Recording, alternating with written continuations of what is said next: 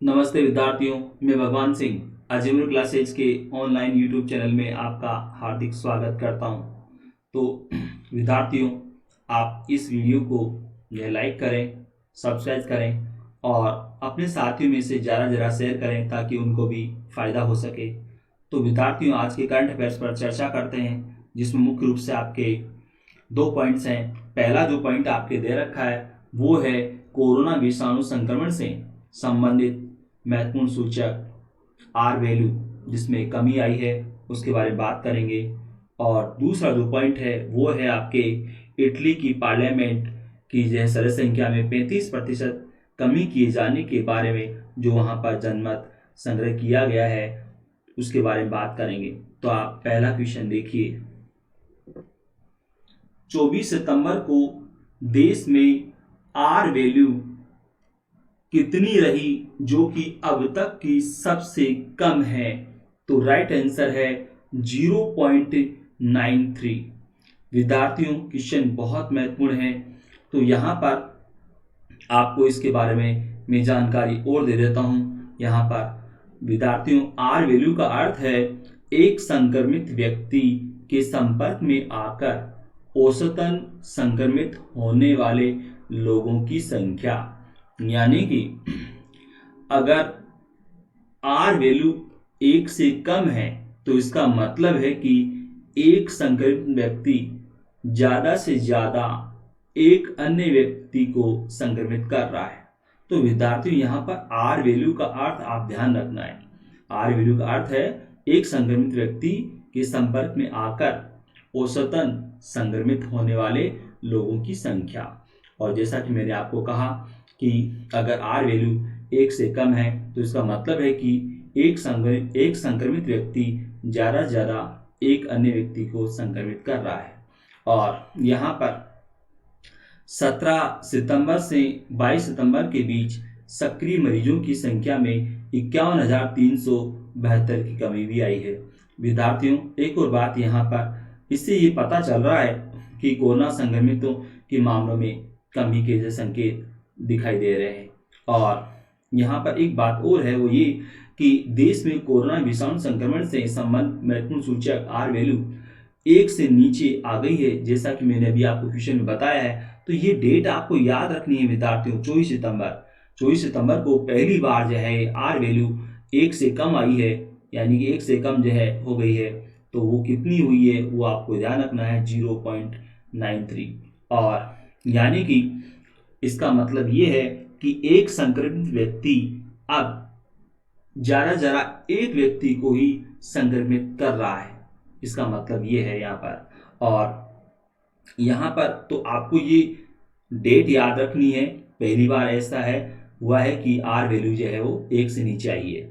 और यहाँ पर एक बात और मैं बताऊं विद्यार्थियों कि ये पिछले सप्ताह ये आर वैल्यू वो 1.08% 1.08 थी ये वैल्यू, यानी कि 1 से ज़्यादा थी संक्रमण की जो है दर। तो अब ये जो है 1 से नीचे आ गई है। और एक बात और मैं आपको बताऊं, जैसा कि आप जानते हो विद्यार्थियों कि कोरोना संक्रमण की अगर बात करें तो ज़्यादा 5 राज्यों में है। और वो 5 राज्य हैं महाराष्ट्र, आंध्र प्रदेश, तमिलनाडु, कर्नाटक और उत्तर प्रदेश। परंतु इन 5 राज्यों में भी आर वैल्यू 1 से नीचे है। ये भी एक खास बात है यहाँ पर। और यानी कि ये जो आर वैल्यू 24 सितंबर को जो है 1 से नीचे बताई गई, यानी कि 0.93, तो ये पूरे देश की है आर वैल्यू। परंतु यहाँ इन 5 राज्यों की बात करें तो इनमें भी आर वैल्यू जो है 1 से नीचे है। और एक बात और यहाँ पर कि आर वैल्यू 1 से कम जो है होने का मतलब अब ये है कि अब स्वस्थ होने वालों की संख्या नए संक्रमणों को पीछे छोड़ देगी, यानी कि एक अच्छा संकेत है कोरोना से मुक्ति पाने का। तो विद्यार्थियों, हो सकता है आगे ये जो है आर वैल्यू और नीचे आए। तो धीरे जितनी जो नीचे आएगी तो उसका मतलब है कि जो है संक्रमण की दर घटती जाएगी। तो विद्यार्थियों, आप अगला क्वेश्चन देखिए। इसमें 24 सितंबर को किस संगठन की डिजिटल माध्यम से अनौपचारिक बैठक आयोजित की गई जिसमें भारत के विदेश मंत्री एस जयशंकर ने भाग लिया? तो राइट आंसर है डक्सेस। दक्षिण जिसको कि सार्क भी कहते हैं। और यहाँ पर विद्यार्थियों एक बात और है कि यहाँ पर जो चारों जो ऑप्शन आपके दे रखे हैं, दक्षिण, संघाई सहयोग संगठन, गुटनपेक्स और ब्रिक्स, तो इन चारों संगठनों का सदस्य है भारत। और विद्यार्थियों यहाँ पर आपको मालूम होना चाहिए कि दक्षिण की सदस्य संख्या 8 है। और इन 8 के नाम भी आप याद रखिएगा विद्यार्थियों। कई बार एग्जाम में होता है, संगठन का नाम देकर पूछते हैं कि इस संगठन का इनमें से कौन सा देश सदस्य नहीं है। तो जब आपको जो है सदस्य देशों के नाम मालूम है तो कौन सा नहीं है तो आप तुरंत पहचान जाओगे कि ये नहीं है। तो यहाँ पर इसलिए आप दक्षिण की सदस्य संख्या जो 8 है वो तो याद रखनी है ही, नाम भी याद रखना। तो मैं नाम आपको बोल देता हूँ: पाकिस्तान, अफगानिस्तान, भारत, नेपाल, भूटान, बांग्लादेश, श्रीलंका और मालदीव। तो ये 8 देश हैं। यहाँ पर संघाई सहयोग संगठन की बात करें तो विद्यार्थियों आपको मैंने ये पिछले वीडियो में बताया था कि संघाई सहयोग संगठन के रक्षा मंत्रियों की बैठक जो है मास्को में हुई। उसके बाद फिर जो है आपको पता है विदेश मंत्रियों की, संघाई सहयोग संगठन के विदेश मंत्रियों की बैठक भी मास्को में हुई। और संघाई सहयोग संगठन के सदस्यों की संख्या भी विद्यार्थियों 8 है। ये आपने पहले ही पढ़ा था और आपको ये संख्या याद रखनी है, नाम भी आपको याद रखने हैं। तो संघाई सहयोग संगठन के जो सदस्य देश हैं उनके नाम हैं: चीन, रूस, Kazakhstan, Kyrgyzstan, Tajikistan, Uzbekistan, Pakistan और भारत। तो ये 8 आप नाम याद रखिएगा। गुटनिरपेक्ष आंदोलन की बात करें तो विद्यार्थियों आपको मालूम है इसके संस्थापक सदस्यों में है भारत और इसकी वर्तमान में सदस्य संख्या 120 है। और ब्रिक्स की बात करें तो विद्यार्थी इसमें तो आपको नाम से मालूम पड़ रहा है, BRICS, ब्रिक्स। तो ब्रिक्स के जो है जो सदस्य हैं वो 5 हैं: ब्राज़ील, रूस, भारत, चीन और दक्षिण अफ्रीका। तो विद्यार्थी 5 जो सदस्य हैं इनके पहले अक्षरों को लेकर ही तो एक शब्द बना है ब्रिक्स, BRICS।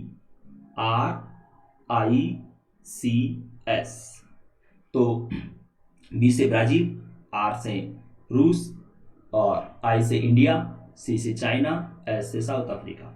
तो विद्यार्थियों आपको ये जो अतिरिक्त जानकारी दी है वो भी आपको याद रखनी है। तो आप अगला क्वेश्चन देखिए।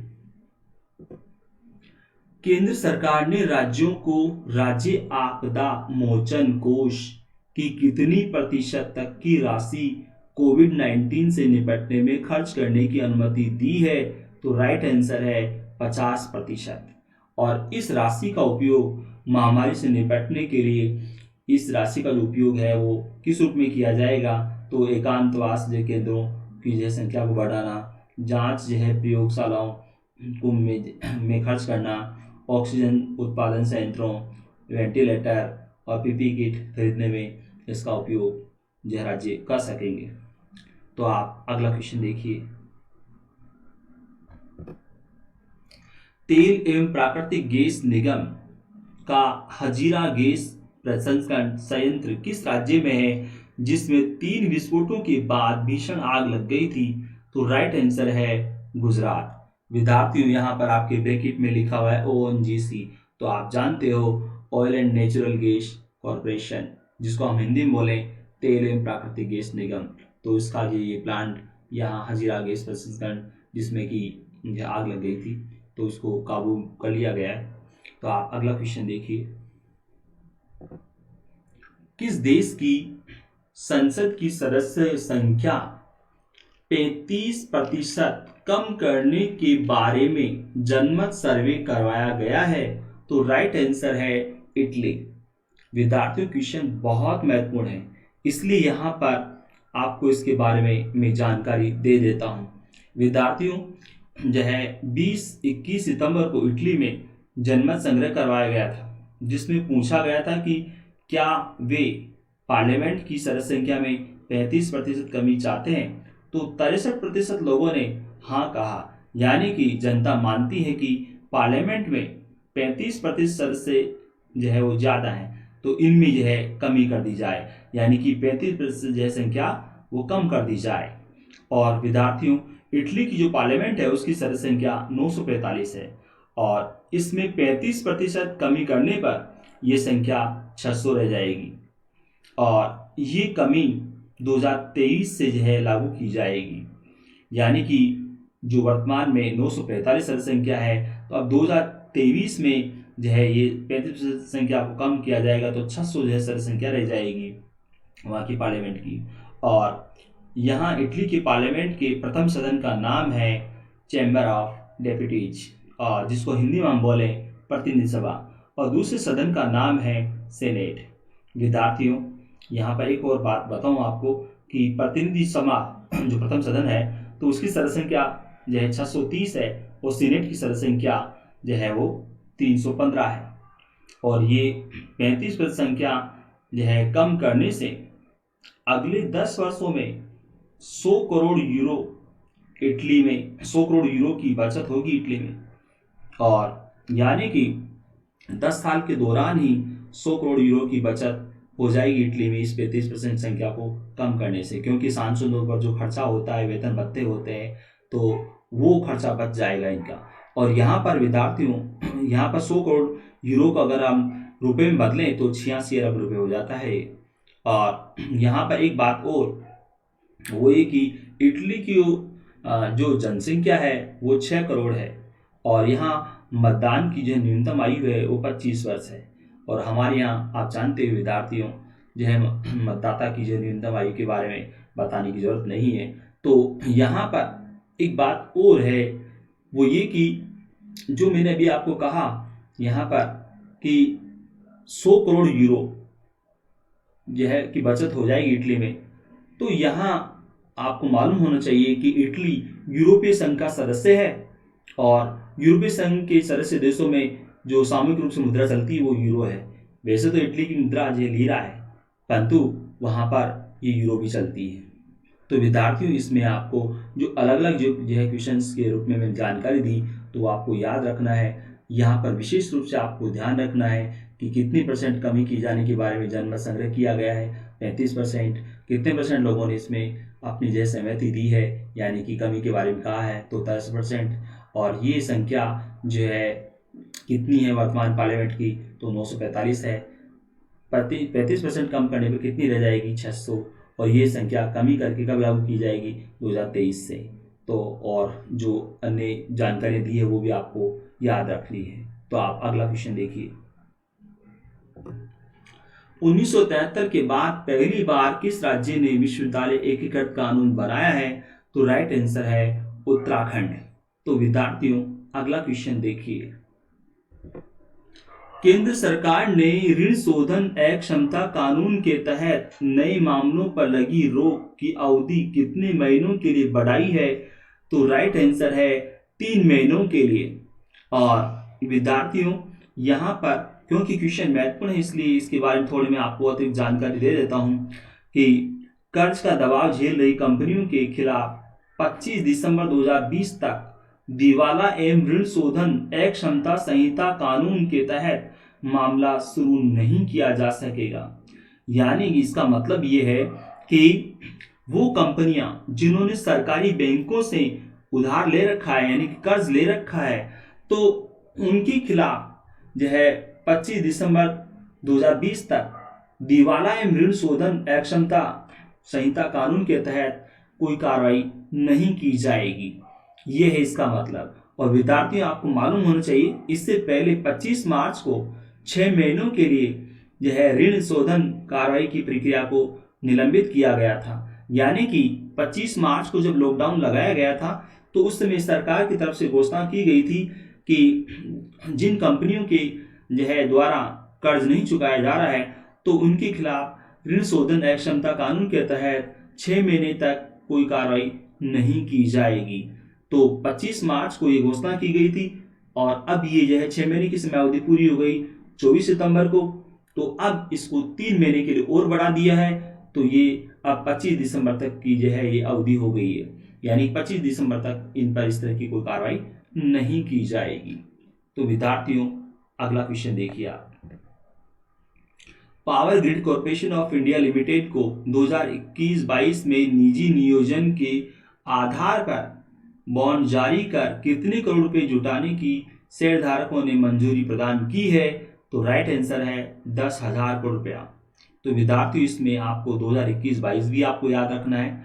और यहाँ पर ये जो मंजूरी दी गई है शेयरधारकों के द्वारा, तो वो भी आपको याद रखनी है। 10,000 करोड़ रुपए की ये जहेज जुटाने की मंजूरी शेयरधारकों ने दी है power grid corporation of India limited को। तो आप अगला क्वेश्चन देखिए। 24 सितंबर को मलयालम के प्रसिद्ध कवि अकितम अच्युतन नंबूदिरी को कौन से साहित्य पुरस्कार या सम्मान दिया गया है? तो राइट आंसर है ज्ञानपीठ पुरस्कार। तो विद्यार्थियों आप जानते हो ज्ञानपीठ पुरस्कार साहित्य के क्षेत्र का सबसे बड़ा पुरस्कार है। तो यहाँ पर आपको ये भी याद रखनी है बात की ये अकितम अच्युतन नंबूदिरी ये जो है मलयालम के कवि हैं।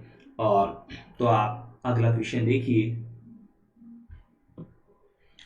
2019 के लोकसभा चुनाव के दौरान वोट के बदले नोट के मामले के कारण किस लोकसभा सीट पर चुनाव रद्द किया गया था जिसकी सीबीआई जांच कर रही है?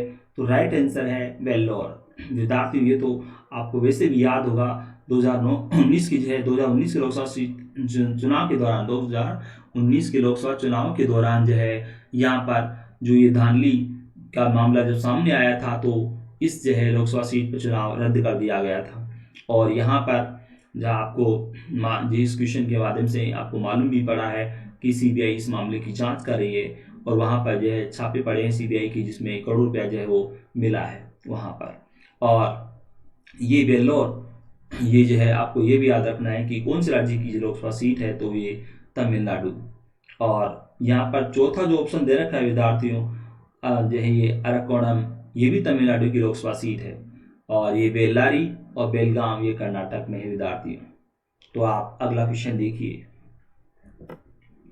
अंतर्राष्ट्रीय श्रम संगठन ILO यानी कि इंटरनेशनल लेबर ऑर्गेनाइजेशन के द्वारा जारी इन रिपोर्ट के अनुसार वैश्विक स्तर पर 2020 की पहली 3 तिमाहियों में 2019 की समान अवधि की तुलना में श्रमिकों की कमाई कितनी घटी है?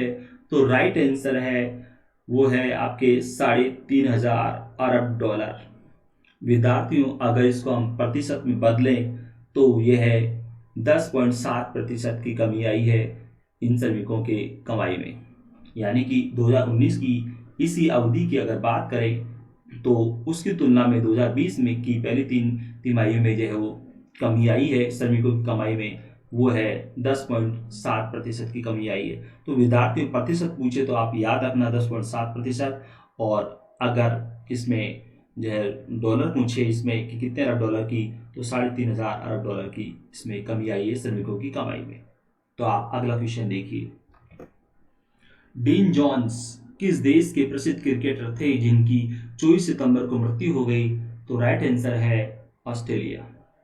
विद्यार्थियों इन खिलाड़ियों के नाम भी आप याद रखिए, आप जो है याद रखा करो और किस देश से संबंधित है ये भी आपको जो है याद रखना होता है, क्योंकि खिलाड़ी की कोई जो है रिकॉर्ड बनता है या और कोई इसमें कि जो उसकी कोई उपलब्धि होती है तो उसका पूछते हैं और देश के नाम के रूप में पूछते हैं। तो डीन जोन्स प्रसिद्ध है वो क्रिकेटर रहे हैं ऑस्ट्रेलिया के। तो आप अगला क्वेश्चन देखिए। 24 सितंबर को गूगल ने भारत की किस महिला तैराक पर डूडल बनाकर उनका जन्मदिन मनाया? तो राइट आंसर है आरती शाह। विद्यार्थी यहाँ पर जो 4 जो ऑप्शन दे रखे हैं तो इसमें शिखा टंडन, भक्ति शर्मा, शिवानी कटारिया ये चारों भारत की जो है वो तैराक रही हैं, वर्तमान में भी है। ये तो आरती शाह का तो निधन हो गया, बाकी शिखा टंडन, भक्ति शर्मा, शिवानी कटारिया ये भारत की फेमस तैराक हैं। आरती शाह की अगर बात करें तो विद्यार्थी आपको मालूम है आरती शाह ने 1959 में यानी कि 1959 में इंग्लिश चैनल को तैर कर पार किया था और इंग्लिश चैनल को तैर कर पार करने वाली वो भारत की पहली और एशिया की भी पहली महिला तैराक रही हैं। और ये जो है एक और बात मैं आपको बताऊं इसमें कि आरती शाह ने 16 घंटे 20 मिनट में 67.5 किलोमीटर की ये दूरी पूरी की थी। तो हो सके तो ये भी आप याद रखिएगा, 16 घंटे 20 मिनट में तैर कर पार किया था इसको और दूरी 67.5 किलोमीटर। विद्यार्थियों आपको एक विशेष जानकारी इसमें दूं वो ये कि 1960 में आरती शाह को पद्मश्री से सम्मानित किया गया था और वो पद्मश्री से सम्मानित होने वाली पहली महिला खिलाड़ी है। और विद्यार्थी, आप जानते हो आरती शाह को हिंदुस्तानी जलपरी भी कहा जाता है। वैसे विद्यार्थियों, एक बात और मैं आपको बताऊं, यहाँ पर ये आरती शाह का नाम जो आपने पढ़ा कि पहली भारतीय और एशियाई जो है महिला जिसने इंग्लिश चैनल को तैरकर पार किया, परंतु विश्व के संदर्भ में अगर बात करें, भाई आरती शाह के बारे में आपने पढ़ा कि पहली भारतीय महिला है, पहली एशियाई महिला है जिसने इंग्लिश चैनल को तैरकर पार किया, परंतु विश्व के स्तर पर अगर देखें, सबसे पहले जिस महिला ने इंग्लिश चैनल को तैरकर पार किया उसका नाम है ग्रेटरूड कैरोलिन एडर्नल, और ये महिला यूएसए की थी जिन्होंने 1926 में इंग्लिश चैनल को तैरकर पार किया था। तो विद्यार्थियों, ये वीडियो आपको कैसा लगा, इसे लाइक करें, सब्सक्राइब करें। धन्यवाद।